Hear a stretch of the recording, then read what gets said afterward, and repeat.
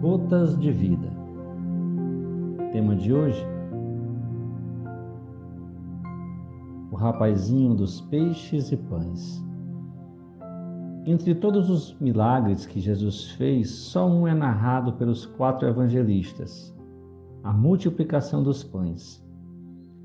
Apenas São João se preocupa em transmitir-nos detalhadamente um fato sobre o qual os outros 3 passaram por alto: a presença do menino que levou os pães de cevada e os peixes. Nem Mateus, nem Lucas, nem Marcos repararam na presença ou no papel do jovem neste milagre de Jesus, como se os pães e os peixes tivessem caído do céu. Em João 6, versículo 1 a 15, você vai observar que estava ficando tarde, uma multidão estava lá ouvindo Jesus, e os discípulos começaram a ficar preocupados com aquela multidão, como eles iam embora, como eles iam se alimentar.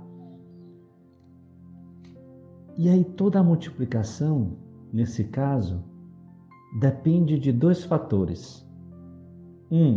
De quanto se tem, e não importa se é muito ou pouco, o essencial é partir da realidade concreta. E 2, depende de Jesus, que aceitando a nossa realidade vai transformá-la.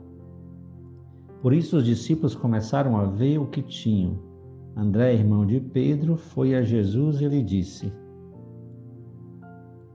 aqui há um menino que tem 5 pães de cevada e 2 peixes.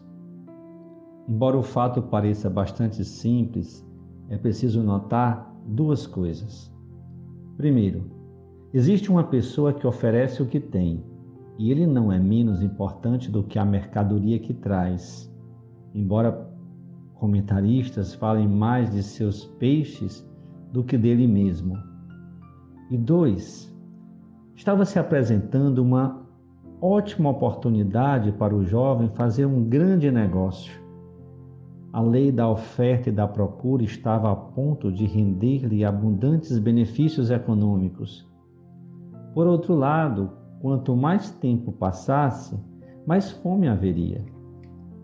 Mais caro poderia vender seu produto. E em torno desse menino, deve ter sentado pessoas, talvez pensando que ele fosse fazer um leilão. E André pôde localizá-lo justamente por causa disso, e trouxe ele até Jesus. O menino não enviou seus pães e peixes a Jesus. Ele não quis. Ele pessoalmente quis levá-los.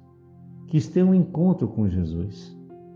Antes de dar-lhe suas coisas, encontrou-se com Jesus. Ele mesmo se deu. E depois Jesus tomou os pães e os peixes em suas mãos, benzeu-os e deu-os aos apóstolos, os quais, por sua vez, os repartiram ao povo, que eram 5.000 homens. O Evangelho testemunha que todos comeram até saciar-se. Quando toda aquela multidão acabou de comer, os apóstolos começaram a recolher as sobras em 12 cestos. Todos davam graças a Jesus e aos apóstolos pelo alimento daquela tarde, mas ninguém se lembrou do menino que tinha oferecido sua mercadoria para que todo mundo pudesse comer. Ele simplesmente encheu outra vez sua cesta com peixes e pães multiplicados por Jesus e voltou para casa. Qual a conclusão que tiramos dessa história? Jesus não tirou o alimento do nada, mas precisamente daquilo que este menino lhe havia oferecido. Jesus faz os milagres partindo daquilo que somos e temos, seja pouco ou muito. Ele faz a multiplicação. Mas para que seja possível uma multiplicação, é necessário que os fatores não sejam zeros. Deus pode multiplicar o pouco que temos, contanto que o ponhamos à sua disposição. Quando Deus e o homem colaboram numa obra salvífica, as forças de ambos não se somam, mas se multiplicam. Aí está o milagre. Entre os homens, as forças se somam. Entre Deus e o homem, se multiplicam. Foi Jesus quem multiplicou o pão, mas não foi ele quem o deu à multidão. Foram os discípulos que repartiram a toda aquela gente. Jesus lhes havia dito: dai-lhe vós de comer.